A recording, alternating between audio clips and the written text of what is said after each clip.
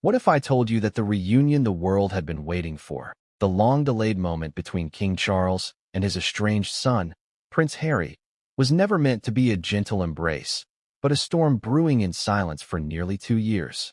What if I told you that inside Clarence House, behind those guarded gates and centuries of royal tradition, a single discovery would push a father to walk away from his own blood? The story begins not with warmth, not with reconciliation, but with suspicion. For 19 long months, Charles and Harry had been oceans apart. 19 months since the funeral processions, the tabloid battles, the Netflix projects, and the bitter interviews that carved trenches between father and son. The world wondered, would they ever face each other again? Would there be forgiveness? Or would the monarchy's deepest wounds only fester? But before we continue, please subscribe and turn on the notification bell for updates. But when the moment finally came, when Harry's car rolled into Clarence House, no one, not even the most hardened royal watcher, could have guessed what was about to unfold. Think about it. 19 months without face-to-face contact. A king, freshly burdened with the weight of a crown. A son, still scarred by the glare of the press, by the accusations, by his own words turned against him. Every second leading to that reunion carried the weight of history. Every glance, every pause, every heartbeat mattered. And yet, in the shadows of anticipation, there was a secret hidden in plain sight. A secret that would detonate like a bomb before Harry even crossed the threshold. Because, as fate would have it, this wasn't going to be just a family reunion. This was going to be an exposure. Picture Clarence House that morning. The heavy London air, damp with autumn mist, curling around the ancient gates. The guards in their crisp uniforms stood rigid, their faces unreadable, yet their eyes sharp, trained to notice what the world missed. Journalists lurked outside, cameras primed, pens ready to scribble 1,000 interpretations of a single expression. And in the courtyard, Harry's black vehicle rolled to a slow, deliberate stop. What would you expect in that trunk? Luggage? Gifts? A gesture of goodwill from a son hoping to mend decades of fractured loyalty? Instead, what those guards found was something far more explosive. But hold on, we can't get there just yet. To understand why this single moment became a tipping point, you must first understand the tension that had been boiling beneath the surface. Charles wasn't just meeting a son that day. He was meeting the echoes of Diana. Every time Harry steps into the room, he carries her shadow with him. The warmth, the defiance, the tragedy. For Charles, this reunion wasn't just about father and son. It was about a past he could never erase and a future he could no longer control. And Harry? He wasn't coming as the obedient prince who once walked behind his mother's coffin with the weight of the world pressing down on his small shoulders. He was coming as the rebel, the runaway, the man who dared to marry for love on his own terms, who dared to speak against the institution, who dared to break away. So here's the burning question. Was this reunion about healing, or was it about testing each other one last time? In the car, Harry adjusted his suit jacket, perhaps rehearsing words of reconciliation, or perhaps rehearsing accusations. Inside Clarence House, Charles waited with hands clasped behind his back, every movement betraying the nerves of a man torn between kingly duty and paternal grief. The palace staff whispered behind doors, their steps light, their conversations hushed, as though the very walls might eavesdrop. And then came the moment no one expected. The guard, stiff in posture but cautious in approach, took a step toward Harry's car. Something had caught his eye. Maybe it was the way the trunk seemed too heavy. Maybe it was a tip whispered by an insider. Maybe it was instinct, the kind of instinct only a guard of the monarchy develops after years of scanning every shadow for danger. He reached for the trunk. Can you imagine the tension in that courtyard? Cameras clicking in the distance, unaware of what was happening within the gates. Harry stepping out, offering a smile that looked just a little too forced. And behind him, a guard, hands steady, about to reveal something that could shatter the fragile moment of peace. Because what lay inside that trunk wasn't just property. It wasn't just objects. It was history. It was Diana's ghost returning at the worst possible moment. It was betrayal or salvation, depending on who you ask. But here's the twist. At that exact second, Charles had no idea what was happening. He believed he was about to embrace his son after 19 months. He believed, perhaps, that the crown and the bloodline could coexist in peace. Little did he know, The guard's next movement would decide the course of that reunion. Now, let me ask you, what do you think Harry was carrying in that trunk? Was it truly his? Was it planted? Was it a message, a bargaining chip, a desperate reminder of the woman whose memory still haunts Buckingham Palace? The truth was seconds away from being exposed. And when it was, it would rip through Clarence House like thunder. But before we open that trunk fully, let's pause here. Let's linger in the tension of that moment. Because once the secret is revealed, there's no going back. No reconciliation, no forgiveness, no turning the clock to a gentler time. And when that trunk creaked open, what spilled out wasn't just the glitter of jewels. It was the raw wound of a family that could never escape its past. But what came next would change everything, and no one saw it coming. What drives a guard, trained, disciplined, sworn to absolute loyalty, to second-guess a prince? What flicker of suspicion pushes him to reach for a trunk that should have been left untouched? This wasn't a random act. No, this was instinct sharpened over years of guarding the monarchy. You see, royal guards aren't just ceremonial statues in red coats. They are watchers, observers, human radars for the unusual. And on that day, something about Prince Harry's vehicle screamed unusual. The engine had barely cooled when the guard noticed it. A slight sag at the back. Weight that didn't match a simple suitcase or two. The car had the quiet hum of a man arriving for peace, but the heaviness of secrets hidden in its bones. And so, the guard leaned in, a hand brushing the cool metal, a key turning with a click that echoed far louder than anyone expected. Inside Clarence House, Charles waited with measured breaths. He didn't know his son's car was being inspected. He didn't know the reunion had already been interrupted. To him, Harry was minutes away. To the guard, the truth was seconds away. Now let me ask you, should a guard even have dared? Should anyone beneath a prince's rank take it upon themselves to pry into what a royal carries? Isn't that treason against trust? Or was it an act of duty, of protecting the monarchy from dangers even closer than enemies outside the gates? This is where the contradiction lies. A guard's loyalty is to the crown, but in that courtyard stood the son of the crown, the very embodiment of duty versus blood. What would you have done? The latch released, the trunk lifted, and there, beneath the dim light that filtered through London's gray skies, glimmered something that didn't belong. Not clothes, not books, not diplomatic gifts, but velvet boxes, polished cases, glints of gold and sapphire that caught even the cold autumn light. The guard froze. His breath quickened. These weren't trinkets from a jeweler in California. No, these were unmistakable. He had seen them once before, in images preserved from the 1990s, from the woman whose name no one in that palace can utter without stirring ghosts. Princess Diana. Can you imagine the shock? One moment, you expect luggage. The next, you are staring at what looks like Diana's lost legacy. A tiara here, a necklace there, jewels that should have been locked deep within the royal vaults, guarded not by a prince's car, but by the crown jeweler himself. And here is the contradiction that burns into your mind. Why would Harry, Diana's son, be carrying them? Did he steal them? Was he protecting them? Did someone place them there for him to find? The guard's chest tightened. He wanted to speak, to call for backup, but his throat locked. Because how do you say the words, "I found Diana's heirlooms in Prince Harry's trunk"? Who would even believe it?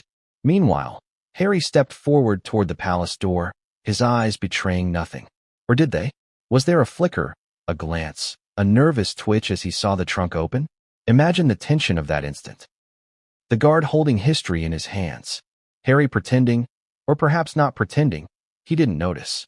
The staff watching silently, too afraid to break protocol. And above all, the ghost of Diana's presence lingering in the objects that should never have been there. But here's where it gets even darker. Because at that exact moment, the clock inside Clarence House ticked toward the reunion. Charles, standing by the window, may have thought he was about to mend broken ties. But outside, in the courtyard, a bomb had already gone off. The staff whispered. A butler exchanged glances with a footman. A maid nearly dropped her tray. Rumors sprouted before explanations. Why does he have those? Aren't they missing from the vaults? Is this a message? And then came the thought that chilled everyone. What if Harry wasn't bringing these jewels to return them, but to use them as leverage? The guard finally straightened his shoulders. He couldn't keep the secret to himself. With trembling hands, he shut the trunk, his face pale. But the damage was done. The knowledge had already seeped into the walls of Clarence's house. The reunion hadn't even begun, and already, the air was poisoned. Because when Charles walked out to greet his son, he had no idea his own guard had just seen the most damning secret of all. No idea that whispers were already running through the staff like wildfire. No idea that the very moment meant for reconciliation would instead ignite fury. And as father and son finally locked eyes after 19 months, the truth sat silently between them. In the trunk, in the courtyard, in the very air they breathed. But the confrontation was only moments away. And what happened when Charles discovered the truth would shatter everything. What if the entire monarchy could unravel from a single glance? Not a speech, not a scandalous interview, just one glance, sharp, suspicious, and unrelenting. That's what happened in that courtyard. The guard, rigid in posture yet restless in thought, had seen enough oddities in his career to know when something didn't add up. And this didn't add up at all. Think about it. A prince who had just flown across the Atlantic. A visit to Clarence's house after 19 months of silence. Every movement of Harry's arrival should have screamed formality, ritual, respect. Yet the vehicle seemed wrong. The way it dipped lower on its back tires, the way the trunk carried a weight far beyond a few carefully folded suits. It was an alarm bell. Quiet, but undeniable. And so the guard did what few would dare. He looked closer. Now, here's the contradiction you need to sit with. Guards are not detectives. Their duty is to protect, not to pry. But sometimes, protection requires suspicion. So ask yourself, was this man overstepping his bounds, or was he fulfilling the highest call of his duty, protecting the monarchy even from within? Harry stepped out of the car, smiling faintly for the cameras beyond the gates. But that smile was strained, too tight at the edges, too forced for a son who had come to see his father. Did he know? Did he sense the eyes burning into him as the guard lingered by the trunk? Inside the palace, Charles paced slowly across the polished floors of Clarence's house. He thought the biggest challenge of the day would be his words, whether to speak with warmth or with cold restraint. He had no idea that the real battle had already begun outside. The guard's fingers brushed the latch. A flicker of hesitation. He thought of the consequences. What if he found nothing? What if he angered the prince? What if this action cost him his career? But the instinct was louder. The trunk opened. And there it was again, that unmistakable glimmer. Gold, diamonds, sapphires.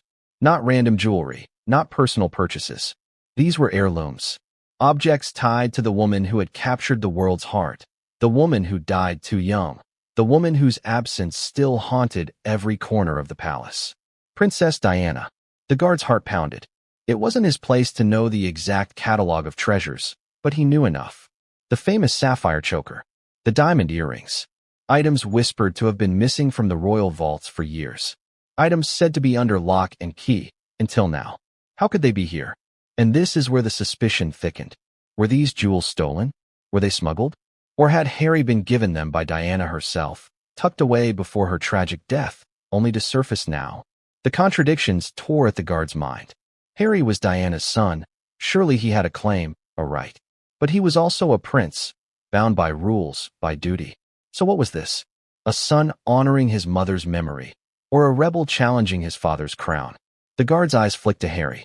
For the briefest moment, their gazes met. And in that look, there was something raw, a flicker of defiance. Or was it fear? What do you think it was? Around them, palace staff shifted uneasily. Some pretended not to notice. Others exchanged nervous glances.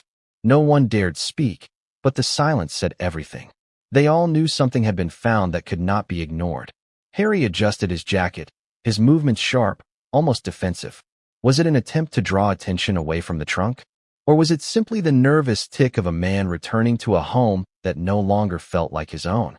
The guard closed the trunk, his hands trembling slightly. He had crossed a line, and he knew it.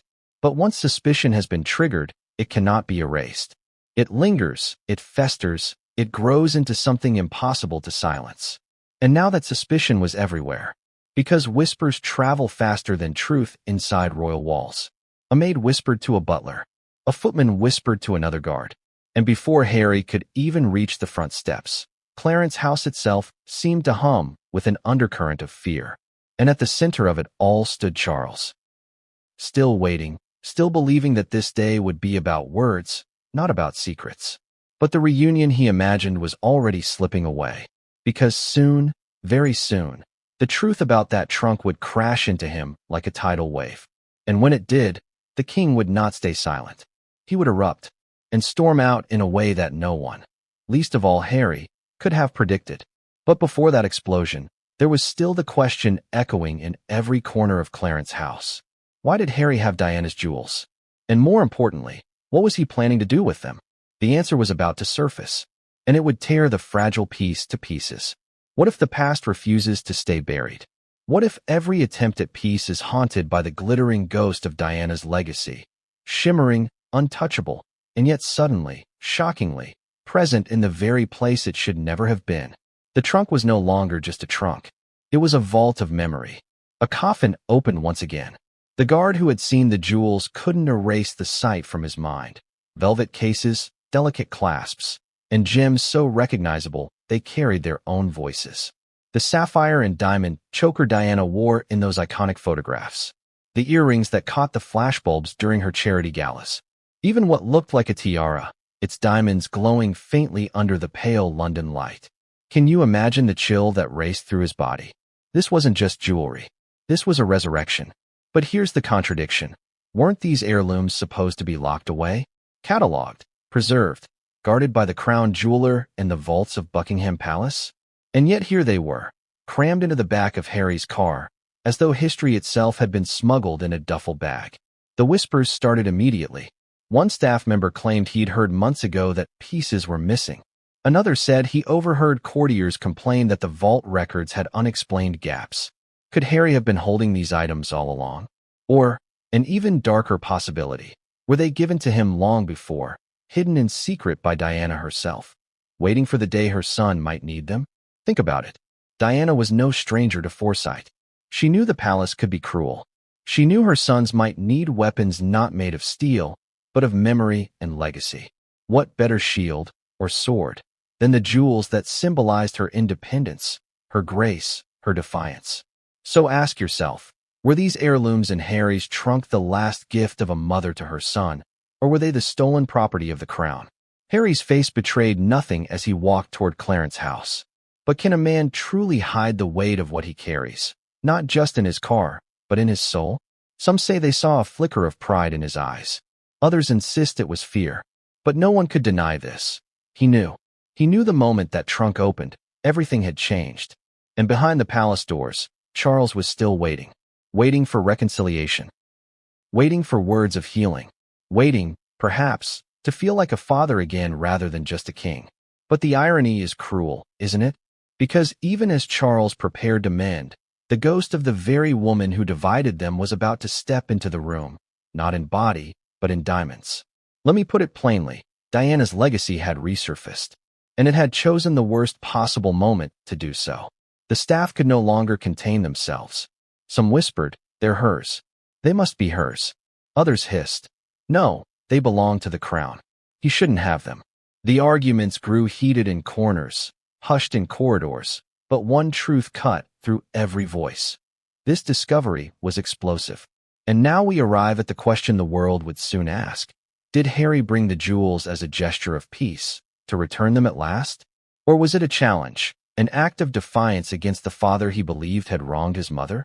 The contradictions tore at everyone. Imagine being a witness that day. One moment, you believe a family will reconcile. The next, you realize reconciliation has been hijacked by the weight of diamonds that carry the blood of history. And here's the most chilling part. The jewels didn't just symbolize Diana. They symbolized betrayal. Because if they had been missing from the vaults, then someone had lied. Someone had failed. Someone had allowed them to vanish. So what would Charles do when he saw them? Would he recognize them instantly? Would his heart break all over again, remembering the woman he lost? Or would fury blind him? Fury that his son had dared to carry these relics into his home without permission, without explanation? The moment was drawing closer. The trunk had been closed, but the truth could not be contained. The staff were restless. The guards' nerves were frayed. And Harry walked toward Clarence's house carrying not just his luggage, but the memory of Diana herself. And when Charles finally laid eyes on what had been discovered, the reunion would explode into chaos. Because how do you reconcile with your son when your late wife's ghost has just walked back into the room through him? And even worse, how do you forgive when every jewel whispers betrayal? The answer? Charles didn't forgive. He stormed out. And that moment, captured in whispers and echoes, would become the turning point of the monarchy itself. But what Charles said before storming out would shake the palace to its core. What spreads faster than truth inside royal walls? Whispers, murmurs, half-spoken sentences exchanged in corridors, carried on trays by servants, disguised in polite coughs and knowing glances. And on that day at Clarence House, whispers became weapons. The discovery in Harry's trunk was no longer a secret. It was an infection. It began with the guard. His lips pressed tight, his face pale, but silence was never truly possible. He told one colleague, and that colleague told another. Within minutes, the palace staff were alive with speculation. "Those are Diana's, aren't they?" One voice hissed in the servants' quarters. "They've been missing for years," another whispered back. "Does this mean Harry stole them? Or did someone else put them there?" And just like that, theft became the word no one dared to speak too loudly, but everyone repeated. Think about the irony. For years, Harry had accused the palace of betrayal, of leaking, of smearing, of cruelty. But now the whispers turned against him. The idea that the son of the late princess had been caught smuggling her priceless heirlooms into Clarence House was irresistible. It was poisonous. And here's where the contradictions cut deepest. Was Harry guilty, or a victim of palace manipulation? Was this truly theft, or an act of remembrance, a tribute to his mother's spirit? The staff didn't know. The truth didn't matter. What mattered was the story. Because in a palace like Clarence House, perception is reality. Inside the drawing room, Charles was still unaware. He thought his son's delay was nerves, hesitation, or perhaps last-minute preparation of words carefully chosen. He didn't know that outside, whispers had already rewritten the script. "Do you think he'll return them?" one maid murmured. "Return?" Another scoffed. "More like ransom. Why else bring them now, after all this time?" That was the seed of suspicion, leverage. What if Harry hadn't brought the jewels as a gift of peace, but as a bargaining chip, a weapon to use against his father? And doesn't that question sting? Could the son of Diana, the boy who once clutched his brother's hand at her funeral, really be reduced to using her legacy as currency? The whispers grew bolder. A butler muttered that the jewels were worth millions upon millions. Another claimed insurance documents for those same heirlooms had quietly been updated months earlier, hinting the palace knew they were missing. And then came the cruelest whisper of all. He must have taken them from the vaults himself. Theft. From the crown. From his own family. From the monarchy itself. Of course, not everyone believed it. Some defended him in hushed tones. They were hers, one staffer argued. If Diana gave them to him before she died, they're his by right. But even that defense twisted into a new accusation. If Diana had secretly passed them to Harry, had she been planning for this moment all along? A posthumous rebellion against the very institution that destroyed her happiness? So which was it? Harry the thief, or Harry the heir? The contradictions were delicious to gossip about, but deadly for Harry himself. Because once suspicion takes root in royal soil, it grows into scandal faster than any truth can catch it. And the whispers didn't stay in Clarence House. No palace is airtight.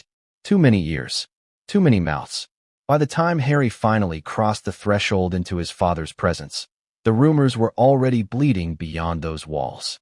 A journalist parked outside tapped out a speculative text.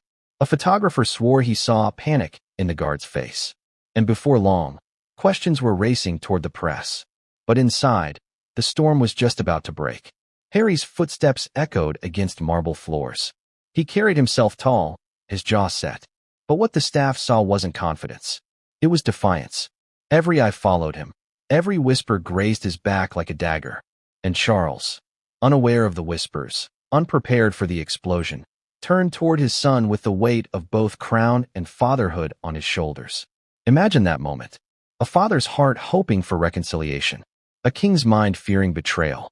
And behind them both, the whispers rising like a tide ready to drown them. The reunion hadn't even begun. And already, Clarence House was poisoned with the idea of theft. But when Charles finally learned what had been discovered, the whispers would transform into something louder, sharper, unstoppable. They would become accusations. And what Charles said in that moment would not only end the reunion, it would send shockwaves through the monarchy itself. Because a whisper of theft is dangerous. But an accusation from a king? That is fatal. And Harry was about to face it. What does a father see first when he looks at his son after nearly 2 years apart? The child he once cradled, or the man who has turned his back on everything he represents? That was the question burning in Charles's heart as the doors of Clarence's house opened and Prince Harry finally stepped inside. 19 months of silence. 19 months of distance. 19 months of bitter interviews, best-selling memoirs, lawsuits, and accusations hurled across oceans. And now, this moment. The king and his son, face to face at last. Charles stood tall, but his eyes betrayed exhaustion. The crown weighed heavily on his shoulders, but the burden of fatherhood was heavier still. His hands tightened behind his back. He expected awkwardness. He expected strained smiles. What he didn't expect, what he couldn't yet fathom, was betrayal waiting to detonate in front of him. Harry entered with deliberate strides. His face unreadable, his jaw clenched. Was this a man seeking reconciliation, or a man armed for confrontation? The silence stretched thick between them. The staff froze in the background, too afraid to breathe. And then the whispers reached the king. A shaken aide bent toward Charles, murmuring hurried words that drained the color from his face. The air shifted instantly. Charles's body stiffened. His lips parted, but no words came out at first, because what he had just been told was impossible, unthinkable. Diana's jewels, the aide whispered again. They were found in his trunk. For a split second, Charles's mind fractured. His heart soared and sank in the same breath. Diana. Her name was a wound that never healed, a memory that carried both love and guilt. The idea that her heirlooms had resurfaced. It should have been a moment of reverence. But in Harry's possession, in secret, smuggled into Clarence's house, it twisted the moment into something dark. Charles's eyes locked on Harry, burning with a fury barely restrained. And here lies the contradiction. Should he have asked calmly, as a father longing for clarity? Or should he have thundered as a king defending the sanctity of the crown? He chose fury. What were you thinking? Charles's voice cracked through the silence like a whip. The staff flinched. Harry's head snapped up, his jaw tightening further. What do you mean? He shot back, his tone sharper than he intended. Charles stepped closer, his face pale, but his eyes blazing. You dare bring them here? After everything? After 19 months? The room seemed to shrink around them. Diana's ghost hovered between father and son, her name unspoken, but her presence undeniable. Every jewel in that trunk was a reminder of her, and every reminder stung Charles like salt in an open wound. Harry's voice lowered, cold and deliberate. They were hers. They're part of her legacy. Part of my legacy. Don't speak to me as though I've stolen something that never belonged to you in the first place. And there it was, the contradiction exposed like a raw nerve. To Harry, the jewels were maternal inheritance. To Charles, they were royal property, sacred artifacts of the crown. Two truths clashing violently, neither willing to yield. The staff glanced at one another, their breaths caught in their throats. No one dared intervene. This wasn't just father and son. This was king and prince. Monarchy against memory. Charles's hands trembled as he jabbed a finger toward Harry. You think you can use her name, her memory, against me? You think this circus of jewels will excuse your betrayals? His voice cracked with rage, but beneath it, grief bled through. Harry's chest rose and fell rapidly. His voice shook, but not from fear. From fury. It's not a circus. It's the truth. These pieces don't belong locked in a vault to gather dust while you rewrite history. They belong with her bloodline, with her children, with me. The words pierced Charles deeper than any accusation ever could. The room pulsed with tension. Staff shuffled quietly, their eyes darting between them, praying the confrontation would end. But neither man could stop, because this wasn't really about jewels. It never was. This was about Diana, about betrayal, about love twisted into obligation, about a son who still carried his mother's ghost, and a father who could never escape her shadow. Charles's voice dropped, quieter but more dangerous than before. You will never understand what your mother did to this family. And now you come here, parading her memory, using her possessions like weapons. If she could see this. He stopped himself. His throat tightened. Harry's eyes burned. If she could see this, she'd see you still trying to silence her even now. She'd see me, the only one brave enough to carry her memory without shame. The words landed like a blade. Charles's chest heaved. For a moment, it looked as if he might collapse under the weight of it all. But then his fury surged stronger. His face hardened. His voice thundered again. Enough. I will not listen to this. I will not tolerate this. And in that moment, the fragile chance of reconciliation shattered. Charles turned, his robes sweeping behind him, and stormed out of the room. Gasps rippled through the staff as the door slammed shut with the force of centuries of royal history behind it. Harry stood frozen, his fists clenched, his face pale but unyielding. The silence that followed was deafening. And then the question echoed in every corner of Clarence House. If the king could walk away from his son so easily, what would he do next? Because storming out was not the end. It was only the beginning. What happens when a storm breaks inside walls meant to symbolize dignity, tradition, and unshakable control? Clarence House had seen its share of tensions over the years, but nothing like this. Nothing like the fury of a king storming out on his own son, his blood, moments after a long-awaited reunion. The echo of the slammed door still rattled through the corridors. It wasn't just the sound of wood meeting frame. It was the sound of history repeating itself. The sound of another fracture in a family already torn apart. The staff froze where they stood. No one dared move at first. The silence was suffocating, broken only by the distant ticking of a grandfather clock. Then the whispers returned, sharper now, slicing through the air like blades. He stormed out. He refused to even hear him. Did you see Harry's face? But whispers couldn't contain the truth of the storm brewing. Behind closed doors, Charles was pacing like a man possessed. His advisors hovered nearby, but none of them dared speak. The king's rage was raw, unpolished, utterly human. So unlike the calm, distant persona the public saw on balconies and official engagements. Imagine it. A monarch, fists clenched, face pale, muttering under his breath about betrayal, about Diana, about jewels that should never have been touched. How dare he? Charles spat at no one in particular. How dare he bring her into this house like that? And yet, even as he seethed, there was another truth clawing inside him. This wasn't just about jewels. This was about guilt. Because for Charles, Diana was never just a memory. She was an accusation. Her legacy hovered over him like a specter, reminding him of choices made decades ago. Choices that shaped not only the monarchy, but his son's broken faith in it. Every time he saw Harry, he saw the boy walking behind her coffin. He saw grief hardened into anger. He saw a wound he could never heal. And so, when he saw those jewels in Harry's possession, it wasn't simply property he saw. It was Diana herself, brought back, weaponized, used against him. That was the storm tearing through him. Meanwhile, Harry remained in the drawing room. He didn't follow. He didn't call out. He stood in silence, fists still clenched, his chest heaving. Was he hurt? Was he angry? Or was he satisfied that his father had revealed his true colors? What do you think? Harry's eyes darted to the staff, who dared not meet his gaze. He knew they were talking.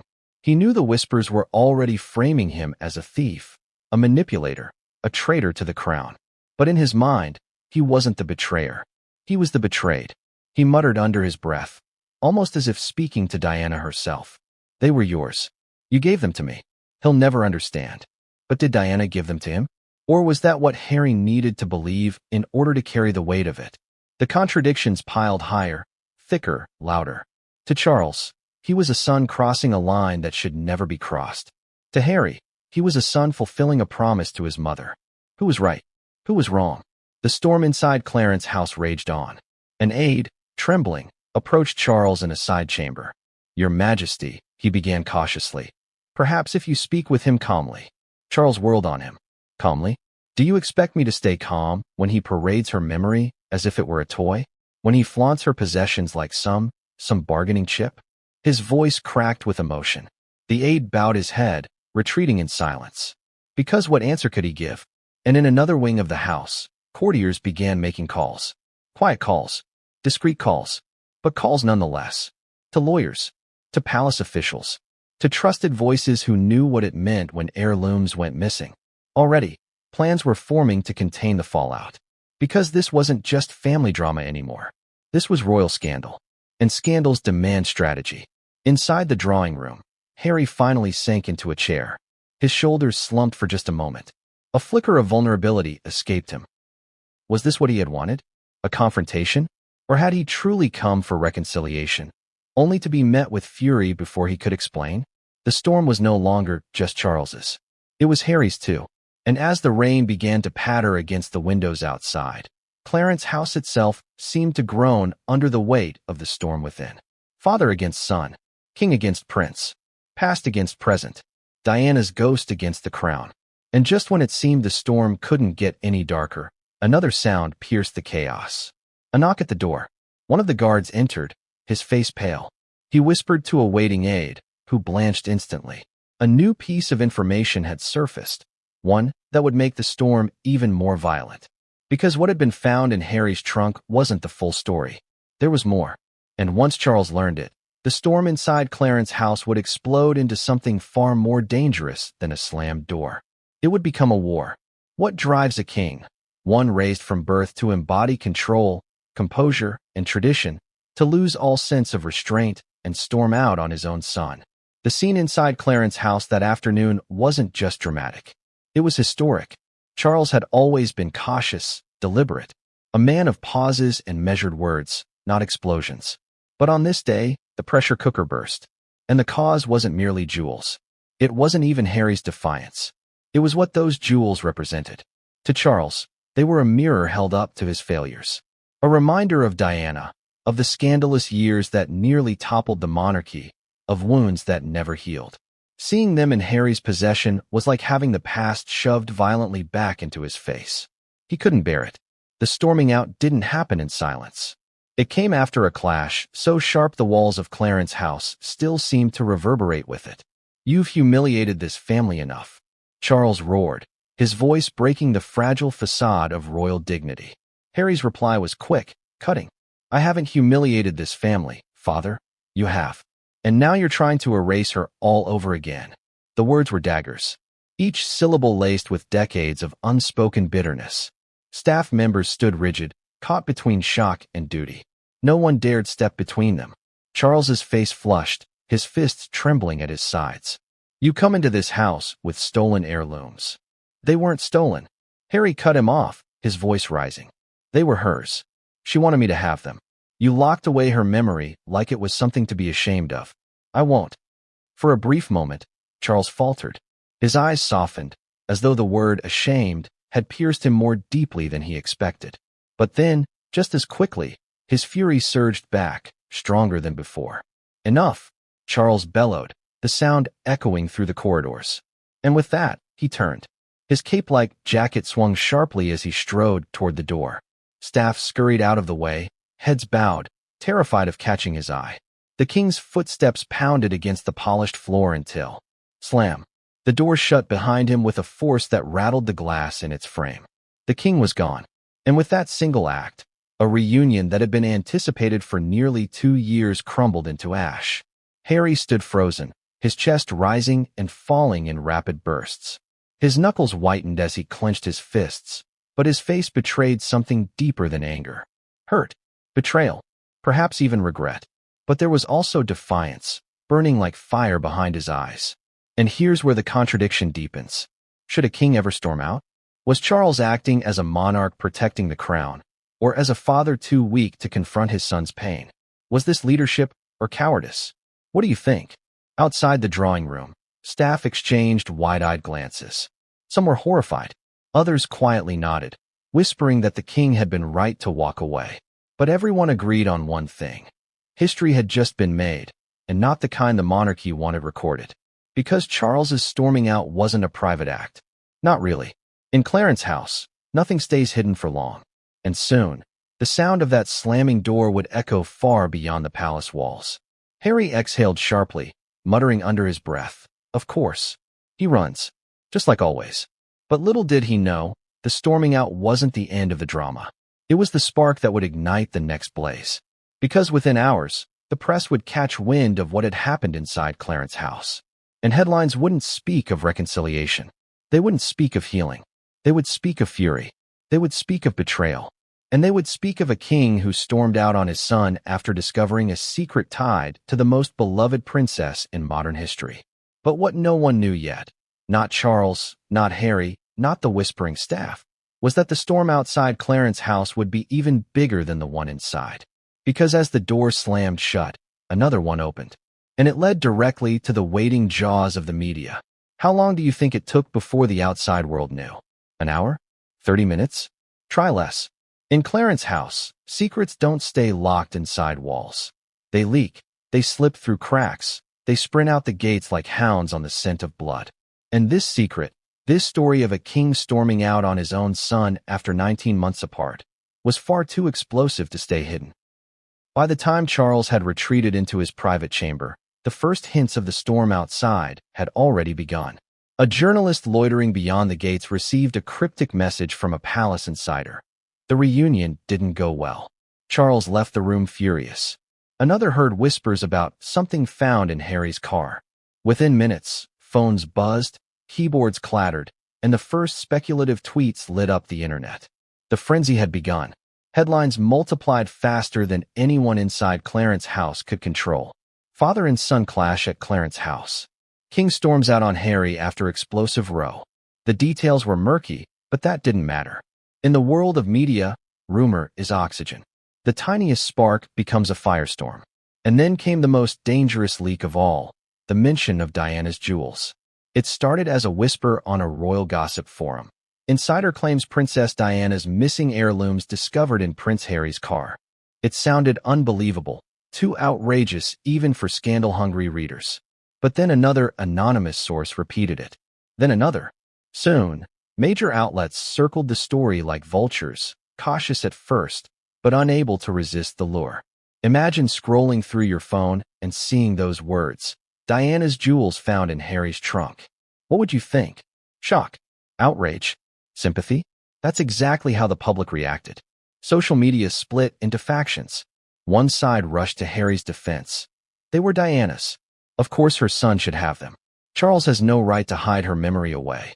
Others lashed out in fury. This is theft. Disgraceful. How dare he smuggle treasures meant for the crown? And hovering over it all was Diana herself. Her name trending again, her memory resurrected in hashtags and headlines. Even in death, she commanded the spotlight, overshadowing both king and prince. Inside Clarence house, aides scrambled. Phones rang endlessly. Public relations officers drafted emergency statements, only to tear them up minutes later. How could they spin this? How could they explain a king storming out without fueling the flames? But it was already too late. The media frenzy had grown teeth. Paparazzi swarmed the gates. Broadcasters speculated live, filling airtime with body language analysis. Archival footage of Diana wearing the very jewels now rumored to have been found in Harry's car. Side-by-side comparisons flashed across screens. The public didn't just want to know what had happened, they wanted to see it. And here lies the contradiction. Wasn't this supposed to be a private moment? A reunion between father and son? Yet it had transformed into a spectacle, a theater of monarchy played out for millions around the globe. Privacy and dignity had been trampled by the hunger for scandal. Charles, pacing in silence, fumed at the thought. A king cannot afford to appear weak. Yet here he was, painted as a man unable to control his own son. Harry, meanwhile, seethed in his own chamber, aware that the headlines were shaping him into either a thief or a martyr, and neither role was one he wanted. But the most dangerous consequence wasn't the scandal itself. It was what came next. Because once the press locked onto Diana's jewels, they didn't stop at speculation. They dug deeper. They reached out to insiders, jewelers, historians, anyone who could confirm or deny. And then, a shocking revelation surfaced. Some of the jewels allegedly found in Harry's trunk matched pieces officially listed as missing from the royal vaults. Pieces palace officials had long avoided commenting on. Think about that. For years, whispers had swirled that certain heirlooms of Diana's were unaccounted for. The palace always dismissed the rumors as exaggerations. But now those same heirlooms had allegedly reappeared in the possession of the very son who had broken from the monarchy. Coincidence? Or conspiracy? The media posed the question endlessly, fueling the fire with every broadcast, every headline, every viral tweet. And as the frenzy grew, public opinion hardened. Some declared Harry a hero. He's honoring his mother when no one else will. Others painted him as a villain. He's exploiting Diana's memory to attack his father. And in the middle stood Charles, silent, furious, cornered. Because he knew one thing the public did not. There was more. More than jewels. More than whispers. More than stormed-out reunions and slammed doors. And when that truth emerged, the media frenzy would seem tame compared to the explosion waiting to erupt.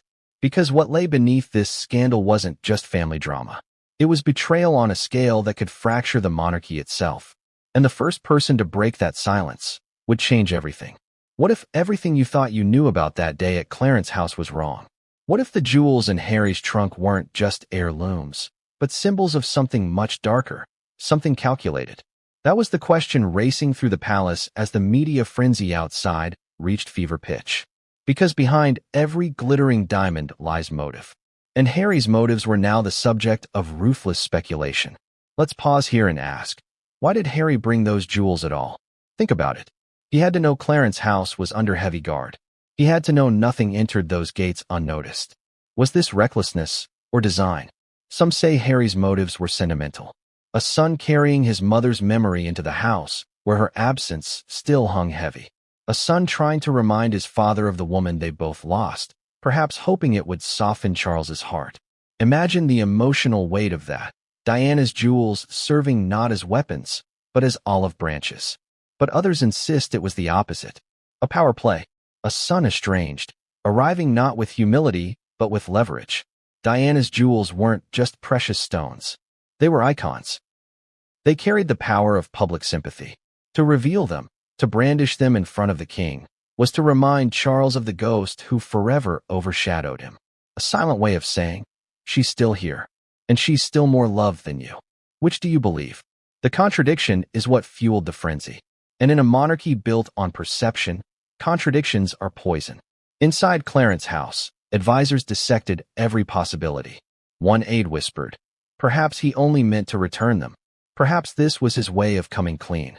Another scoffed, nonsense. He timed this visit deliberately. He wanted a confrontation. He wanted his father cornered. And Harry? He sat in silence, replaying the clash in his head.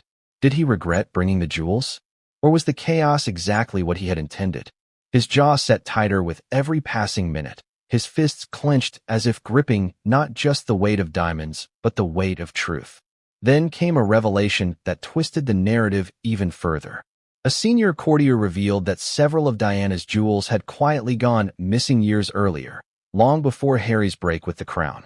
The official explanation had always been recataloguing errors. But now, with those pieces in Harry's possession, a darker question emerged. Had Harry been holding them all along? Or had someone else placed them in his trunk without his knowledge? If it was the latter, then Harry wasn't the culprit. He was the pawn. A son framed at the very moment of his reconciliation.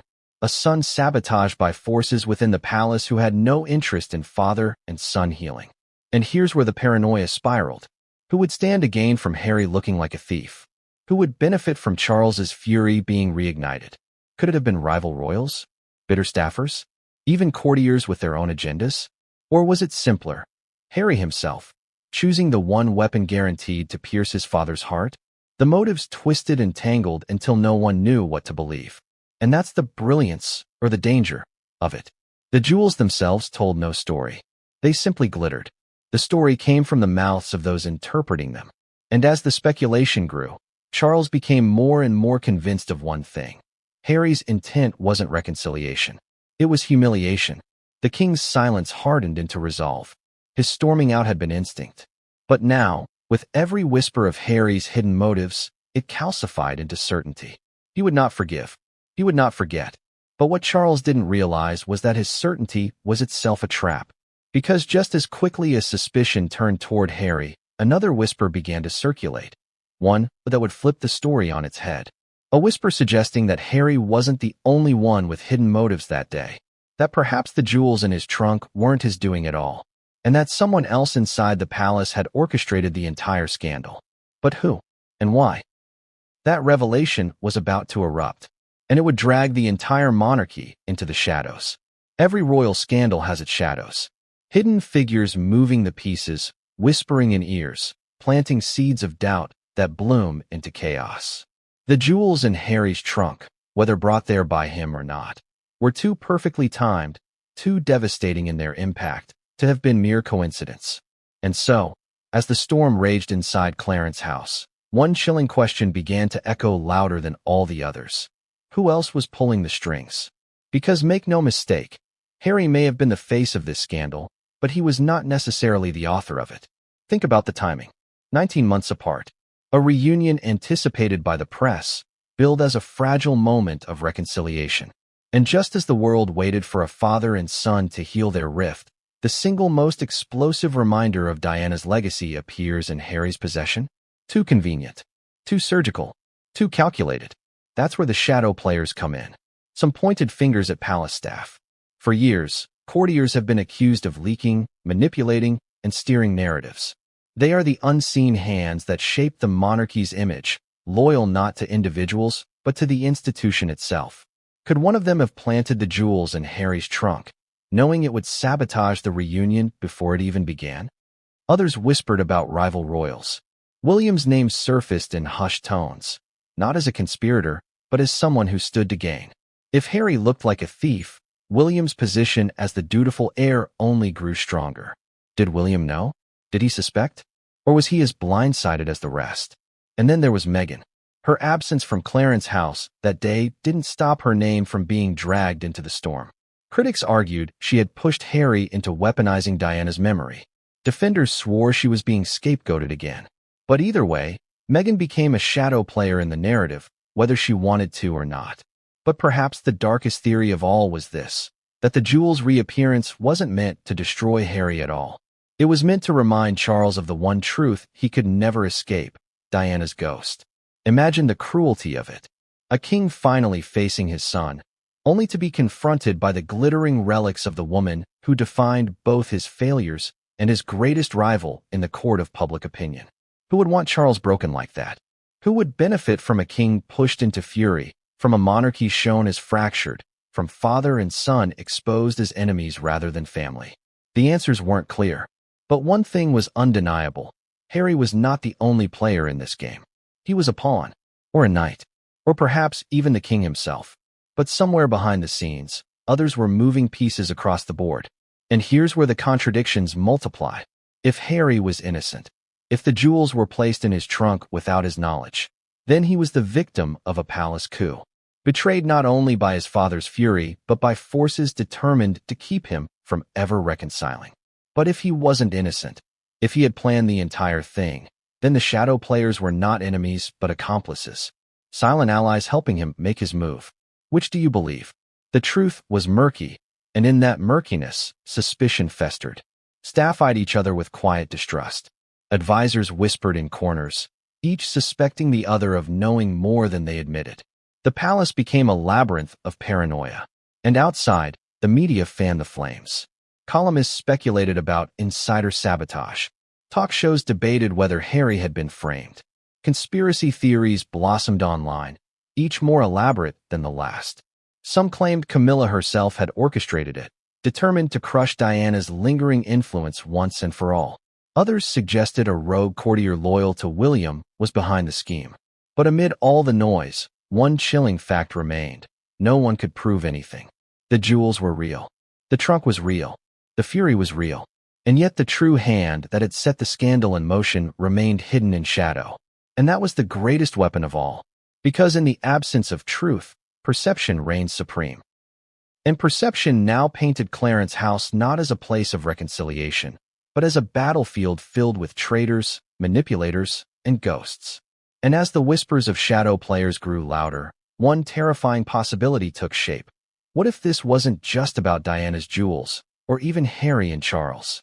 What if this was the opening move in a much larger game, one designed to fracture the monarchy itself? If that were true, then the storm had only just begun, and the next blow would come not from the shadows, but from within the royal family itself. What happens when whispers become wedges? When private suspicions seep into bloodlines, turning family into rivals? That was the reality after Clarence's house erupted. The jewels, the storming out, the unanswered questions about shadow players. it all coalesced into something even more dangerous. A widening rift that threatened to split the House of Windsor in ways it hadn't been fractured in generations. Because once word of what had happened reached Harry's siblings, the cracks deepened instantly. William, the heir, reacted with fury. Behind closed doors at Kensington Palace, sources whispered he was incandescent. His brother, already a thorn in the crown's side, now accused of smuggling their mother's jewels? For William, it wasn't just scandal.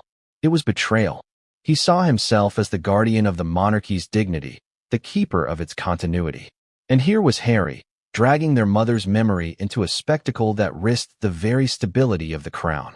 But here's the contradiction. William's fury wasn't purely about the monarchy. It was personal. Those jewels belonged to Diana, their mother. And though both brothers shared her legacy, William felt the sting of being sidelined. Why were they in Harry's possession and not his? Was Diana favoring the son who ran away? Or had Harry stolen what should have been equally theirs? What do you think? Was it anger at a brother or jealousy of a son's inheritance? Princess Anne, ever the pragmatist, responded with disbelief. She was said to have remarked bluntly, "If he has them, it's because someone allowed it." Her suspicion wasn't aimed at Harry alone, but at the institution itself. For Anne, the jewels were less about sentiment and more about procedure. If they were missing, someone within the system had failed or deliberately looked the other way. Camilla, meanwhile, kept her distance. But her silence was telling. Whispers suggested she saw the jewels not as heirlooms, but as weapons. To her, they represented Diana's shadow, a shadow that had haunted her marriage, her queenship, her very place in the monarchy. And now, seeing them reappear in Harry's hands must have felt like Diana's ghost reaching out from the grave to haunt her all over again. Did she resent Harry for carrying that torch? Or did she secretly feel relief that Charles had finally snapped? The family's reactions weren't uniform. They weren't even coordinated. And that was the danger. Because in their disunity, the monarchy appeared fragile, splintered, human, chaotic. And the press feasted on it. Headlines soon screamed, William's fury, Anne's doubts, Camilla's silence. Each story pitted them against each other, whether true or exaggerated. And the public, ever hungry for drama, took sides. Some rallied to William. He's the steady one, the responsible heir. Others sympathized with Harry. He's carrying his mother's memory, and they hate him for it. And still others turned their eyes to Anne, praising her for speaking the blunt truth no one else dared. The rift widened not just inside the family, but in the eyes of the world. And Harry? He saw it all. He read the headlines, felt the weight of his brother's rage, sensed the silent judgment of his stepmother, and the skepticism of his aunt. His isolation grew heavier. Wasn't this what he had feared all along? That no matter what he did, the family would never understand him, never forgive him, never see him as anything but the outsider? But here's the cruelest irony. In trying to honor Diana, or in trying to use her, depending on which side you believe, Harry had managed to drag her ghost straight into the center of the family feud. The woman who once sought love and unity had, in death, become the wedge splitting her sons apart. And the whispers only deepened. Some staff muttered that Harry had orchestrated everything, that he had planned to provoke Charles, to widen the rift deliberately. Others argued he was the victim of a palace setup, that the jewels were planted to ensure reconciliation failed. But whichever version you believe, one truth was undeniable. The family was now at war with itself. And wars inside the monarchy don't stay contained. Because the next move wasn't going to be whispered. It was going to be loud, public, and devastating. The storm inside Clarence's house had spread.